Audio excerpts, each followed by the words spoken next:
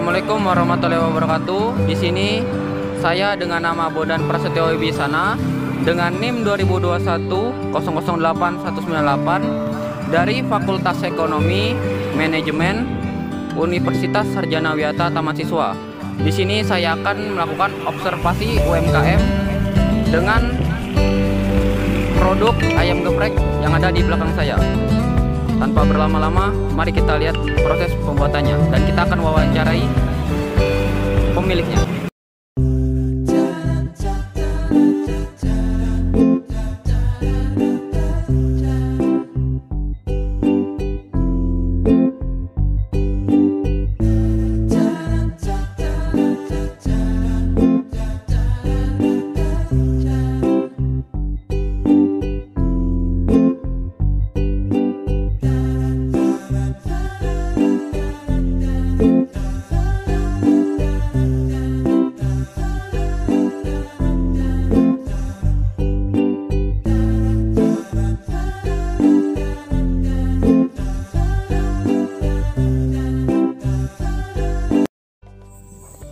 Ya, kembali lagi bersama saya di sini dan saya sudah bersama dengan pendiri Ayam Geprek Ilyas. Dan saya akan bertanya-tanya sedikit tentang ya mungkin latar belakang bagaimana berdirinya dan juga sedikit tanya apa tipsnya. Karena ayam geprek ini sangat meledak ya guys ya di sini guys ya. Dan di sini saya bersama Om. Selamat pagi. Selamat pagi. Namanya siapa Om? Nama saya Iyas, nama lengkapnya Yasudin Mukarom. Umur Om? Umur sekarang 27. 27. Sudah menikah? Sudah, anak satu. Oh, alhamdulillah. Termasuk umur yang masih muda ya guys. Belum terlambat. Nah, di sini saya ingin sedikit bertanya-tanya sih Om. Latar belakang berdirinya Ayam Geprek Ilyas ini apa sih Om? Ya, dulu sebenarnya kami pernah berjualan baju, cuman belum pernah mencoba di bidang kuliner. Pada tahun 2019 kami mencoba berjualan ayam geprek karena di sini belum ada dan marketnya sangat bagus. Makanya saya coba untuk membuka peluang usaha ini. Coba-coba awal mulai. Oh, coba-coba. Iya. Tuh. Jadi awalnya dulu tuh bisa dibilang karena mungkin di bisnis baju agak kurang, Iya. beralihlah ke itu ya. Kuliner. Tuh kuliner karena coba-coba gitu ya, karena masih belum ada. Iya. Berarti termasuk membaca Iya. strategi bisnis. Iya. Tuh. Situasi dan kondisi. Nah begitu guys, untuk kalian yang mungkin baru-baru mulai ya harus belajarlah, misalnya untuk melacak apa sih yang belum ada di kota kalian apa dong. Nah jadi bisa dikembangkan, mungkin bisa memulai. Nah waktu pertama kali buka nih Om pasti nggak mungkin langsung lancar lah ya. Iya. Nah kendala pertama kali pas baru buka itu apa sih Om? Ya, untuk kendala mungkin dari faktor penyimpanan. Jadi kalau dulu penyimpanan ayam itu karena belum tahu cara dan strateginya. Kadang ya ayamnya jadi bau gitu. Kalau untuk penjualan masih bagus. Kadang untuk penyimpanan karena lampu belum tahu ya grippingnya rusak seperti itu. Kalau untuk permasalahan awal sih dari situ. Kalau untuk pembersihan dan yang lainnya sih sudah bagus. Iya. Tuh jadi kendala ayam mungkin ya memang karena baru mulai ya guys ya, belum tahu cara penyimpanannya ya, mungkin termasuk masih wajar lah ya. Nah pas bisnis ini mulai bergerak, mulai maju itu gimana Om? Strateginya Om tuh bagaimana? Ya sebenarnya itu sesuatu yang tidak terlampau direncanakan juga.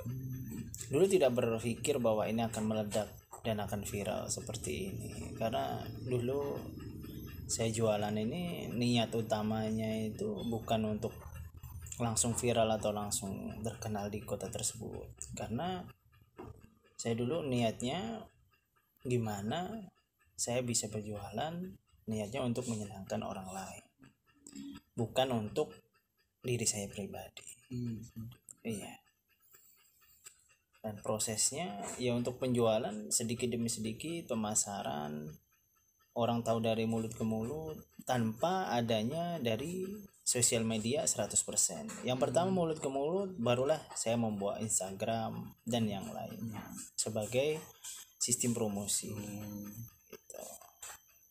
Tuh berarti awalnya itu memang tidak direncanakan ya Om ya. Memang begitulah guys. Jadi ya memang harus memikat warga-warga sekitar dulu baru bisa, ya tidak usah terlalu terburu-buru lah kalau untuk sosial media. Menurut saya begitu ya Om ya. Karena lebih baik kasih dulu orang sekitar merasakan, baru nanti bisa mungkin membantu mempromosikan. Baru sekarang pun anak buah mungkin udah punya anak buah Om? Berapa orang? Sekarang sudah sekitar 5, yang standby ada 5.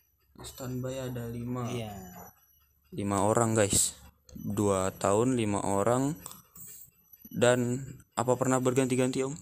Iya, pernah ganti-ganti, pernah, karena kita harus menyesuaikan dengan pembeli, karena semua karyawan yang nolongin ini belum tentu bisa 100% siap untuk terjun di lapangan. Jadi kita harus memilih karena ujung tombak marketing yang paling depan ini harus sesuai dengan pelayanan.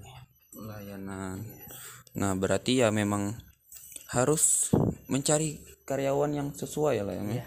Karena nggak semua orang bisa gitu guys. Jadi yang mau bekerja itu banyak sekali, yang mau masuk kerja banyak sekali, tapi yang membutuhkan pekerjaan itu tidak banyak. Jadi saya mencarinya yang membutuhkan, bukan yang mau. Kalau yang mau itu banyak, tapi yang benar-benar butuh kerja itu tidak banyak. Itu guys, carilah orang yang butuh, bukan orang yang mau kerja. Karena orang yang mau kerja banyak tuh. Jadi kalian begitu guys. Kalau misalnya baru mendirikan usaha, ya tidak, misalnya udah terlalu kalian pengen cepat-cepat cari anak buah, itu nggak usah. Kalau bisa diseleksi dulu Seleksi dulu. Karena anak buah itu bisa menjadi ujung tombak penjualan. Nah kalau boleh tahu nih Om, sekarang sudah 2 tahun ya, berarti berjalan. Selama 2 tahun ini apakah pernah terjadi kenaikan atau penurunan Om? Apalagi sekarang kan yang kita tahu di sini lagi COVID gitu. Nah, boleh diceritakan? Kalau untuk masa pandemi ini, alhamdulillah itu tidak ada penurunan. Yang ada adanya peningkatan. Memang untuk penjualannya itu tidak pas di pagi hari semua. Kalau kemarin sebelum COVID, semua sekolah penjualan itu mulai ramainya dari pagi. Tapi setelah adanya COVID, berkahnya itu tetap penjualan sama, tetapi dibagi di siang dan sore hari. Karena untuk menghindari kerumunan, jadi para orang tua dan pembeli itu membagi waktunya masing-masing. Gitu. Jadi untuk omset alhamdulillah tetap stabil, tetap sama. Iya. Tuh guys, walaupun COVID pun tetap stabil dan naik, karena ya mungkin sudah ada strategi yang disiapkan ya untuk menghadapi ini, dan bukanya pun dari pagi ya. Kalau saya boleh tahu dari pagi itu jam berapa Om? Kalau pagi kami mulai startnya dari jam 5 dan nanti selesai kadang jam 3 atau jam 4 sore. Bukanya dari jam 5 guys, jam 5 sampai jam 4 sore. Mungkin kemungkinan baru tutupnya atau baru berbenah-benah ya Om. Tuh, jadi kalian kalau mau memulai bisnis itu kadang harus berpikir di luar lagi. Kalian harus kreatif. Kadang biasanya kan kalau dulu-dulu yang kita tahu ya, orang berjualan ayam Kentucky atau ayam itu kan bukanya biasa startnya sore gitu kan. Sore atau malam. Nah, sekarang bisa buka pagi pun tidak masalah guys, karena ya memang kebutuhan dulu itu mungkin ada, mungkin ibu-ibu, mungkin PNS yang pagi-pagi tidak sempat menyiapkan sarapan, nah bisalah beli. Nah itu termasuk menurut saya strategi bisnis yang sangat bagus ya. Kita ini harus ATM, amati, tiru, baru mulai. Kita lihat dulu gimana kondisi masyarakatnya, kita tiru, baru kita mulai kerjakan. Jadi harus ada actionnya dulu. Kalau tidak ada action, kita tidak bisa setar dengan bagus. Gitu. Harus ATM guys, amati, tiru, Mulai. dan mulai. Nah begitu. Karena usaha itu ya yang dimulai, bukan yang direncanakan. Kalau yang direncanakan itu bukan usaha namanya. Tuh guys, usaha itu yang dimulai, bukan yang direncanakan. Jadi ya lebih baik langsung dikerjakan begitu ya Om ya, daripada hanya dipikirkan. Karena kalau cuma dipikirkan pun ya udah seperti angan-angan gitu kan. Nanti cepat down dulu, tidak tahu kondisinya. Nah, nanti kebanyakan teorinya, prakteknya tidak. Tuh, jadi kalau misal yang kurang mengerti, mungkin kalian jangan banyak berpikir dulu sebelum mulai bisnis itu, karena bisnis bisa lancar karena dikerjakan ya. Siap, dikerja. Nah bisa mungkin kita menambah pengalamannya bagaimana begini, jadi kedepannya itu kita sudah tahu apa yang harus dihadapi begitu ya. Nah di sini, nah sedikit begini lah, ayam geprek ini kan banyak Om ya. Iya. Nah label nama Om ini ayam geprek Ilyas itu sejarahnya mengambil dari mana Om? Memang dari nama atau ada kesepakatan lain? Sebenarnya dari awal saya itu tidak mau ada nama dalam brand kami. Memang sebenarnya penting, tapi saya tidak mengambil nama. Jadi namanya sebenarnya ayam geprek saja. Tapi karena banyak permintaan dari konsumen, kenapa nggak diberi namanya? Ya, jadi saya akhirnya ngikutin apa dari kata konsumen, beri saja nama yang mudah dikenal. Jadi saya beri nama ya nama panggilan saya saja, supaya mudah diingat dari konsumen gitu. Tuh, berarti untuk pengambilan ini memang tidak ada sesuatu yang khusus ya Om ya, hanya karena permintaan mungkin ya, permintaan konsumen, mungkin karena agak biar enak gitu kan. Enggak, yang untuk membedakan juga. Tuh, jadi memikirkan nama brand pun tidak usah terlalu rumit guys. Kadang yang simple itu yang mudah diingat orang kadang. Gitu kan. Nah, dan mungkin saya ingin bertanya tentang omset. Iya. Nah, begini. Omset kalau per hari itu berapa sih Om? Kalau boleh tahu. Kalau untuk sekarang, kalau value saya tidak bisa menyebutkan. Tapi kalau untuk rata-rata ayam itu sekitar 80-an kilo per hari. 80 kilo per hari guys. Iya. Wow. Bisa dibayangkan harga sekilo ayam pun mungkin sekarang Sekitar 38.000. 38.000 dikali 80 kilo. Dari modal aja pun sudah wow gitu kan. Belum gaji-gaji yang lain juga, gaji karyawan.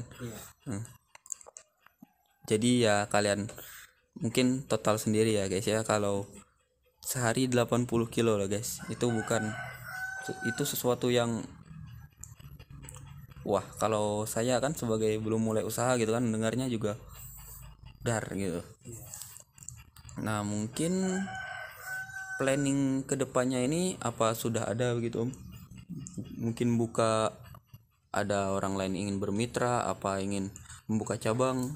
Kalau untuk cabang sebenarnya sudah direncanakan dari tahun kemarin, tapi untuk memulai itu belum, karena kami masih menguatkan akarnya di satu tempat dulu. Mungkin ini proses sekarang kami akan membuka tempat pemotongan sendiri. Jadi ini sudah kami coba untuk memulai tempat pemotongan sendiri agar hasil dari penjualan dan juga pengambilan ayam lebih efektif dan income yang kami dapat bisa bertambah. Tuh mungkin memang ada strategi kedepannya guys, cuman masih harus disempurnakan lagi ya, jadi tidak tuh diperbaikin dulu, nanti baru membuka cabang. Jangan sampai membuka cabang nanti malah menjadi beban, karena pemasukannya malah bertumpu kepada satu pintu saja. Kuatkan dulu akarnya, perbaiki dulu orangnya, baru buka cabang. Jadi perkuat akarnya, perbaiki orang-orangnya ya. Iya. Nah, supaya nanti pas buka cabang itu tidak menjadi beban guys. Nah ini sangat bagus. mungkin prinsip kayak gini ya guys ya. Jadi untuk kalian yang baru-baru ini jangan misalnya baru bisnisnya baru misalnya baru naik sedikit kalian sudah kepikiran cabang, itu jangan guys. Jadi ya bersabar, amati dulu, perbaiki dulu, baru nanti mungkin bisa buka cabang gitu ya Mas. Nah, karena ini mungkin yang pertanyaan terakhir ya. Ada nggak Om tips-tips atau motivasi untuk orang-orang yang baru mau buka bisnis ini apa? Iya, kalau sebenarnya untuk semuanya termasuk saya pribadi, ya usaha itu dimulai dari keseharian kita, dari kepribadian kita. Perbaiki dulu kepada yang di atas, nanti insya Allah rezekinya akan dimudahkan. Semua ini bukan karena hasil keringat dari kita, akan tetapi karena karunia-Nya. Perbaikilah hubunganmu dengan yang di atas, dengan orang tua, nanti insya Allah rezekinya akan dimudahkan. Jadi ini semua tuh bukan hasil dari keringat kita, cuman karunia yang diberikan Allah kepada kita saja. Jadi syukuri, gimana cara memanfaatkannya, niatkan untuk orang tua dan keluarga. Jadi berusahalah punya mimpi untuk membahagiakan orang lain, bukan untuk diri sendiri. Karena kalau untuk membahagiakan keluarga itu suatu kewajiban, bukan impian. Jadi kalau impian pengen besar, pengen sukses, niatkan untuk membahagiakan orang banyak, bukan untuk keluarganya. Kalau keluarga itu kewajiban. Tuh, jadi begitu guys. Pertama kalian perbaiki dulu hubungan kalian dengan yang di atas, kemudian punya prinsip untuk mensetarakan gitu kan. Iya, Nah, mungkin dalam kurung membahagiakan. Begitu guys. Jadi selalu ingat bahwa bisnis itu harus selalu dikerjakan dan bukan selalu dipikirkan. Jadi harus ada tindakan di setiap pemikiran. Jadi tidak bisa kalian hanya memikirkan terlalu panjang tapi tidak kalian kerjakan. Begini mungkin akhir dari wawancara kita hari ini, wawancara yang cukup banyak ilmunya dan mungkin banyak untuk baru pemula-pemulai, mungkin bisa diikuti prinsip beliau. Nah, sekian dari saya, mungkin saya akhiri. Assalamualaikum warahmatullahi wabarakatuh. Bye bye.